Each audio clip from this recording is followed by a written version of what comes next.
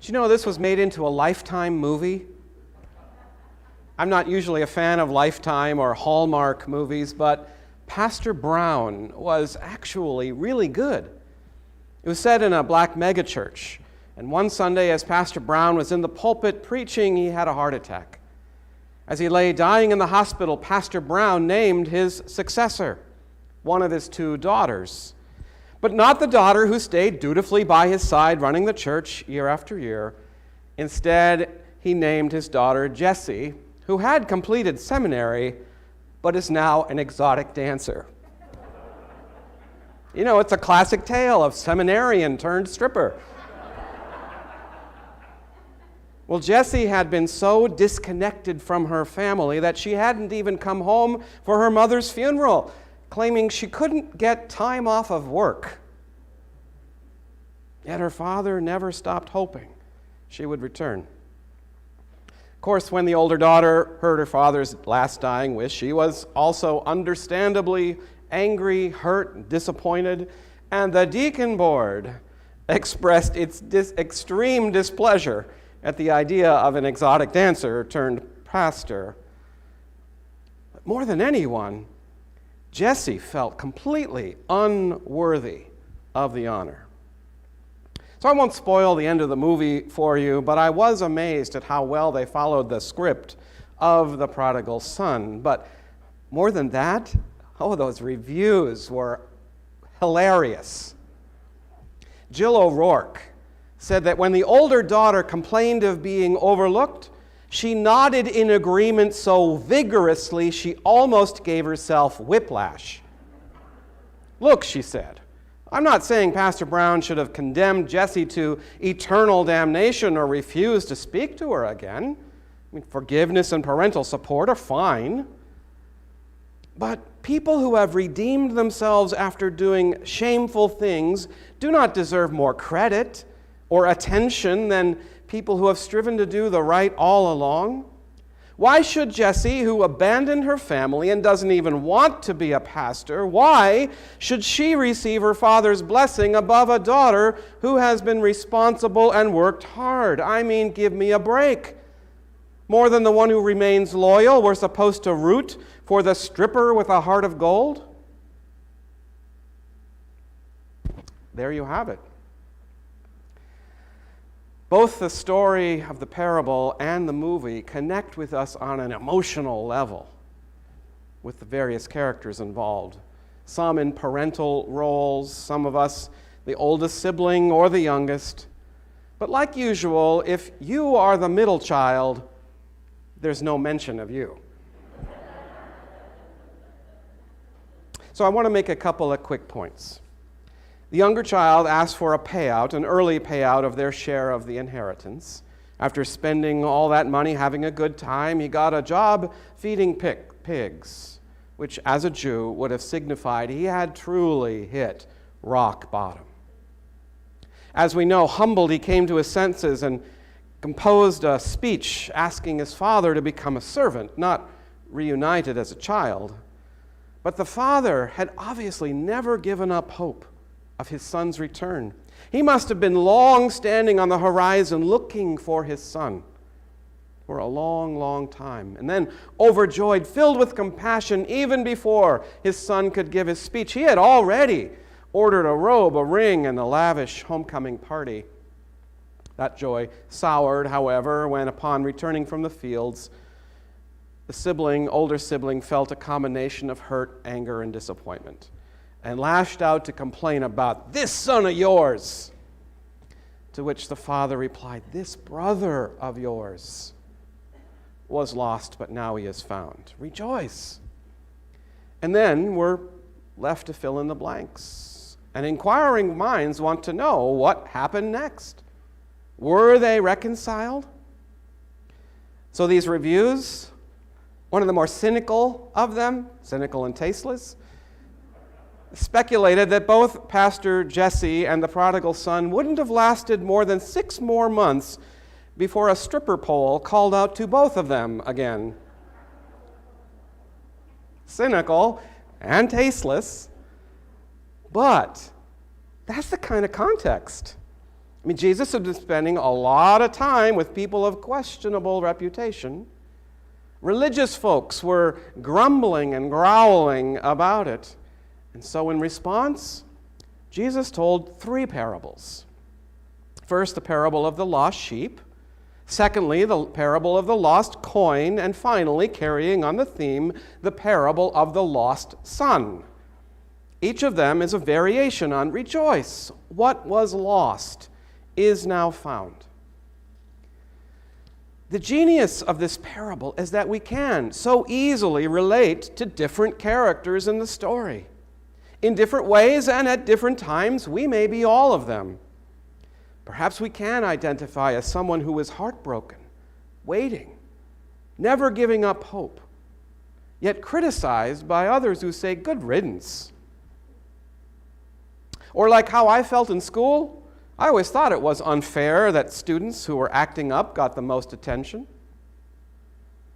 Or how can we ever live up to the reputation of our perfect at everything brother? Why can't you be like him or her?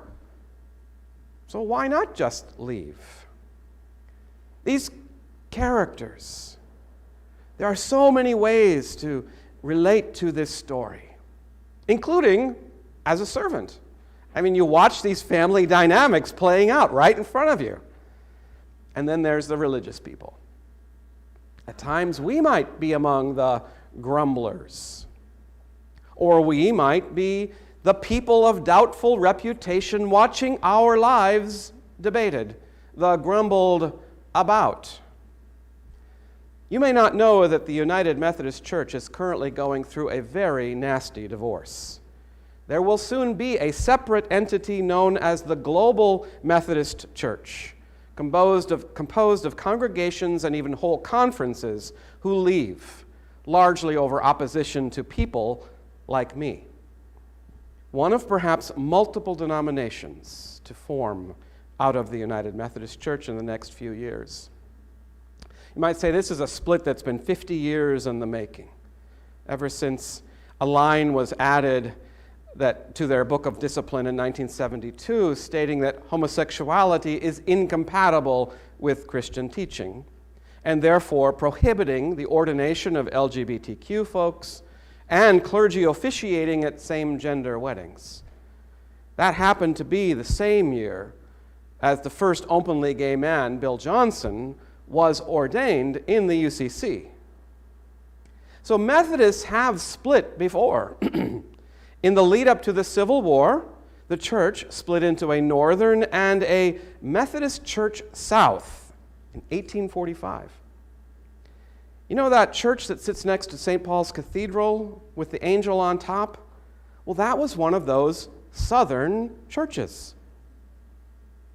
Look at the cornerstone. I was just fascinated by a pro-slavery church in San Diego. But that breach wasn't repaired until 1939. They were separate for nearly 100 years. But many of the same regional divisions began to appear little more than 30 years after their reunion, this time not over slavery, but homosexuality. And again, a full-out breach that may take another 100 years to repair, if we have hope. In the last few decades, various attempts at compromise or resolution have failed. The most recent proposal was called One Church, just to essentially live and let live. It would have been a truce between congregations that were LGBTQ affirming and those who weren't. A model somewhat like the UCC, which is congregationally based. Except that Methodists are not congregational. They have a very distinct hierarchy, unlike ours, that has a lot to do with property and money. And with that comes power, and with that, conflict. I left the United Methodist Church of my youth 35 years ago. The rest of my whole family remains. It's painful to be among the grumbled about who are ruining the church with their dissolute ways. So back to the parable. It's familiar. But what is it actually about? The genius of a parable is it has potential to have many different meanings. But forgiveness is frequently given as the answer to this one. And it seems so simple. The father forgave his son. Or did he?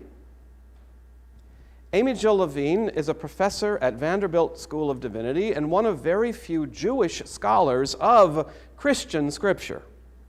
And with this unique perspective, she often sees in the New Testament things that Christians don't. She asks, what makes so many people think this is a story about forgiveness?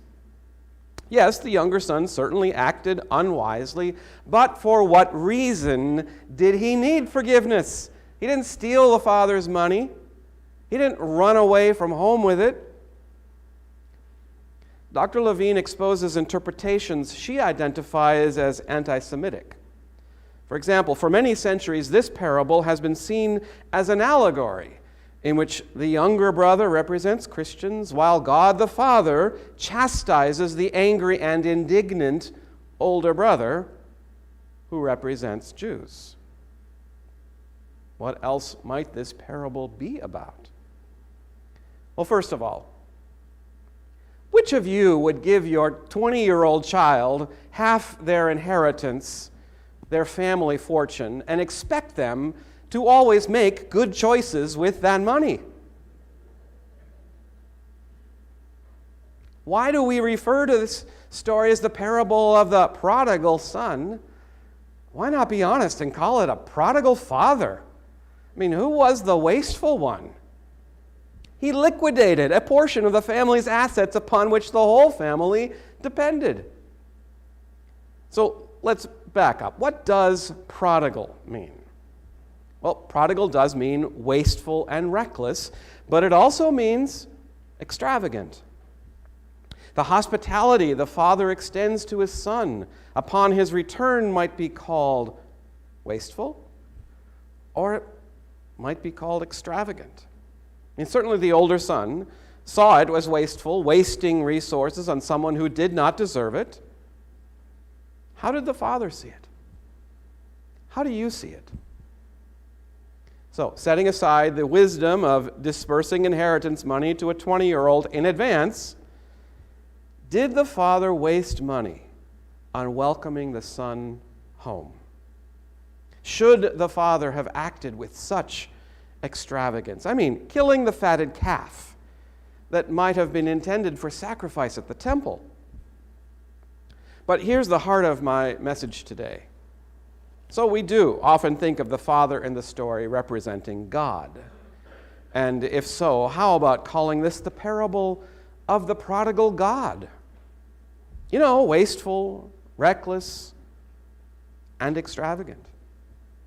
I think this is a story about a God who is prodigal, who wastes grace on the grumbled about. But what about the grumblers? So like the older brother, God welcomed them to the feast too. They're not sent to bed without their supper and go think about what you've just done. Come on, join the party, rejoice. But on top of this, you look at these characters. And I also see this as a parable of wonderfully reckless, wastefully extravagant hope. Hopeful, like the father, who never stopped watching the horizon. Who are you hoping to see come back? Who are you waiting to see on the horizon?